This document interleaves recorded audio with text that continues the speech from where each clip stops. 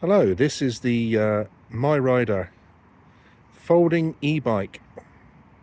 I bought this in February 24. It's now July.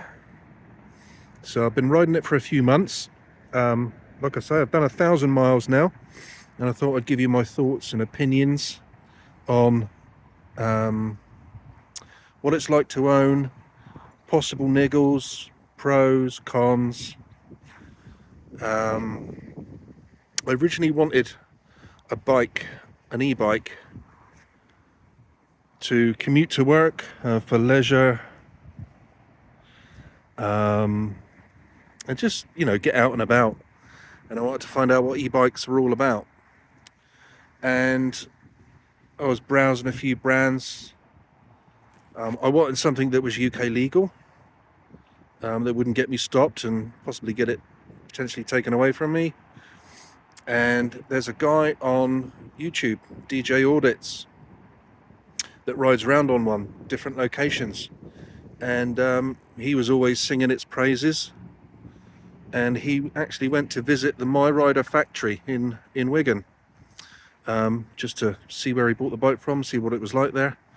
And that kind of made me think, do you know what, I'll consider a MiRider, because the staff were really helpful. They were nice guys. It's a British brand. I mean, most of the individual parts are sourced from across the globe, but it's assembled in the UK. It's a UK company, and I kind of wanted to support a UK company as well. So this is why I chose a MiRider.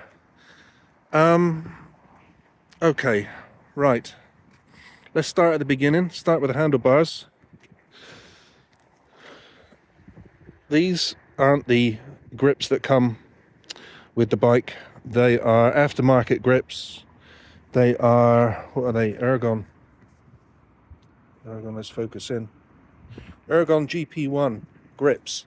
The grips that came with the bike, the original, the MiRider branded ones, they're okay.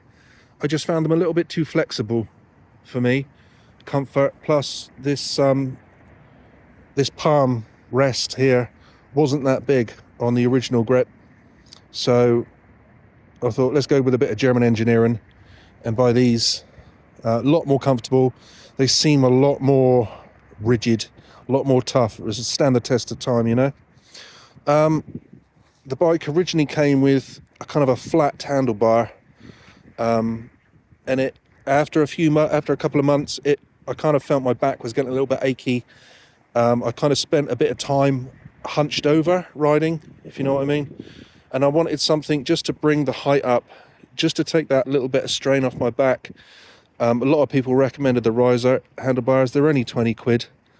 So I thought it might be a good investment. And do you know what? It's the best thing I bought. Really good investment. It just gives you that bit of extra comfort, and a lot more, because they're a lot wider. It gives you a lot more stability. The shorter handlebars, it can be a bit twitchy riding a 16-inch wheel bike. But yeah, it's not so twitchy. It gives you a bit more control. Also, another thing about the handlebars is sometimes the connection, I guess it's down here, it can get a bit squeaky sometimes. So I lubricate a few little bits here with some WD-40, and that tends to take the squeak away. I mean, it's happened a couple of times. I mean, it's no big deal. It doesn't take you a couple of minutes to do the fix. Not a big problem. This mechanism, the handlebar drop, never had a problem with this. This has been fine. The whole thing's pretty sturdy. I mean, there's a tiny bit of play, but nothing to write home about. I don't know if you can see that ever so slightly moving. So that's not a problem. Working our way down. Light. A few people I've heard have had a problem with this. I've personally not. It's always worked. It's not a great light. I will be investing in maybe a cat eye or something like that for the handlebars, maybe for the winter. want to give me a little bit more visibility. I don't think this will give you much visibility, to be honest. It won't light up much of the road, so I'll be investing in a better light. Wheels, tires, okay. Actually, at the moment, I've got on some green marathons. The tires that it came with, they are Schwalbe road cruisers. I did get a couple of punctures in the factory fitted tires. Yeah, I guess they're okay. They gave me quite a few 100 miles out of them. But I went on to buy some gravelers direct from MiRider, and I got, to be honest, I fitted them and I got 80 miles out of them before the rear one started to fray around the edge. I was driving to work one day, and the bike was fishtailing, and I thought, well, this is a bit strange. So I sent an email to MiRider, and they, to be honest, they were really quick in responding. They responded in like 10 minutes, and they said, yeah, send them back. So I packaged them up, free post back to them. They paid for everything, and they emailed me, and I got a full refund on the gravelers. So that was a bonus. The green marathons, I've heard good things about them. I thought I'd invest in a set, and to be honest, they feel really solid. No problems with them whatsoever. I've done 7, 8, 9, probably about 300 miles on these now so far, and yeah, they've been great. Yeah, so I kind of recommend those. Like I said, I've changed all the tires on this, both tires on this, a couple of times now. There's a good tutorial video on YouTube from MiRider that shows you how to do it, and to be honest, if you follow those instructions, you shouldn't have a problem. You know, you kind of get used to it after you've taken it off once or twice. You do get used to it. Just follow the instructions. It's really not a problem. Some people say it's a bit of a pain, but you just need a little bit of patience. Be quite methodical when you're doing it. Follow the instructions, you'll be fine. The brakes are okay. I mean, I didn't know anything about disc brakes before I bought this bike. It's my first bike with a set of disc brakes. Kind of quite easy to maintain, no problem. I mean, they're Clark's. What are they? CMD 24. I mean, they're not premium. I guess they're kind of budget brakes, but they work well. If you need to replace the brake, either front or rear, I mean, the whole caliper is like 18 quid to buy brand new and get from Whole Foods. They can order them, or they might have them in store. They're okay. Pads you can order online. They're kind of plentiful. Shouldn't have a problem ordering the pads. The one thing I would say is the pin that goes through from one side to the other that hold the pads in place.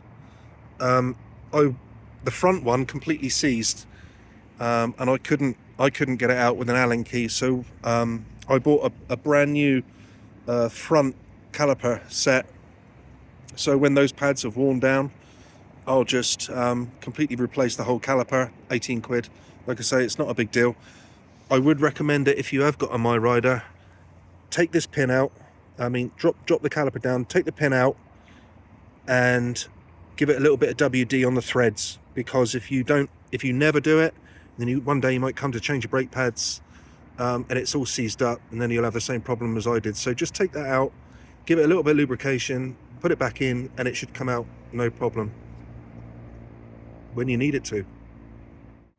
Crankset and chain, yeah, I mean that seems to be working fine. It was about 700 miles. I was cycling through the forest, and I had this horrendous squeak coming from the crank. Oh, it was horrible. So I thought, well, clearly it needs some kind of lubrication in there. Well, that's what I thought anyway. Took the bike home, placed it on its side, a few squirts of WD inside the crank, let that soak in with the bike on its side. Do that both sides. I've never had the problem again. I didn't know whether I have to replace anything, the crank or anything, but it really was. It was just a simple fix. And I did pick up these jazzy dust caps from eBay, only a couple of quid. but they're colour coordinated and they match the bike, so yeah, I like them. Rear suspension, which I believe is not a spring, it's an elastomer in there, I think. You can one way to tighten, one way to loosen for the comfort of the ride. I've had no problems for that. I've set it on what I like, what I think what feels best for me, and yeah, no problems from that at all. Lock-in mechanism, no problems with that. I mean, I did take the battery out. I used to take the battery out to charge it, but now I just tend to use the charging port on the other side. It gets charged up once at work, so it's 12 miles to work. I do 6 miles there, 6 miles back, gets charged at work. Then when I get home, gets charged again. So this thing's been through a lot of cycles of charging, and yeah, no problems. The lock-in mechanism, that's fine. Like with everything, a little bit of maintenance, a little bit of WD on the moving parts, it should see you okay. I have fitted I want to take a pump, and there wasn't really anywhere else to put it apart from there on the bike, so I just used like a little ratchet strap. The frame is protected with the webbing. That's an old strap that I just cut down that I used to use to secure a kayak on top of my car. Little Halford's advanced pump, stays in place. It's got a really nice secure click, so that's not going to go anywhere. And yeah, I've got a pump with me all the time, which makes you feel a little bit safer. Now, mud guards.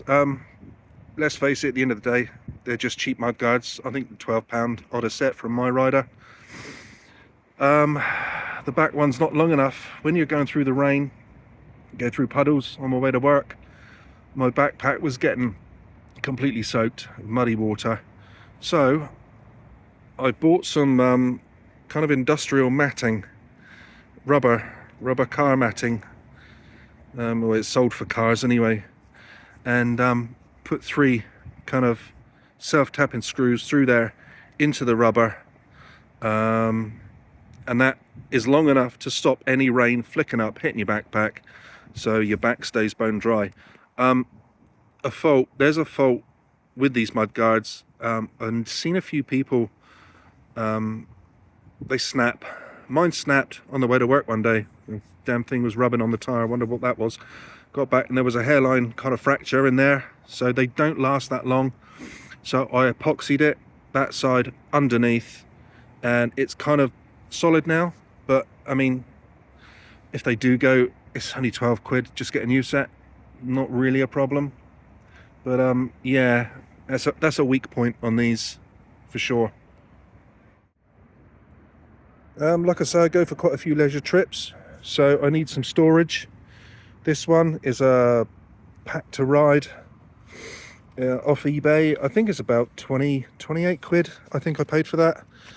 Waterproof zip, a couple of little pockets either side. Holds quite a bit actually, phone and other bits and bobs that you might want to put on there. Yeah, secures to the handlebars, and a kind of a third secure mechanism round the post. And I got this one. This one was from Go Outdoors.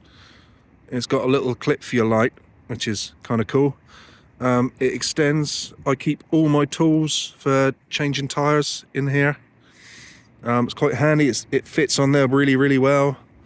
I'm guessing the whole thing's pretty waterproof. So awesome. It's kind of out of the way. Don't really open this because unless I've got to do some maintenance on the bike, on the hoof, that stays on there. Yeah, so that's my storage. So all in all, not a bad little bike, I must admit. Am I glad I bought it? Yes. Yeah, I love it. It's a great little thing.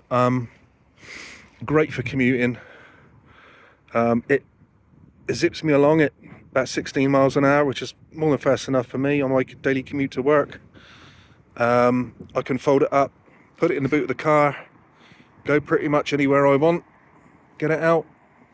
Great for cycling along the coast paths, promenades, yeah, just about anywhere you really want to go on it. It's really compact, and a really good investment.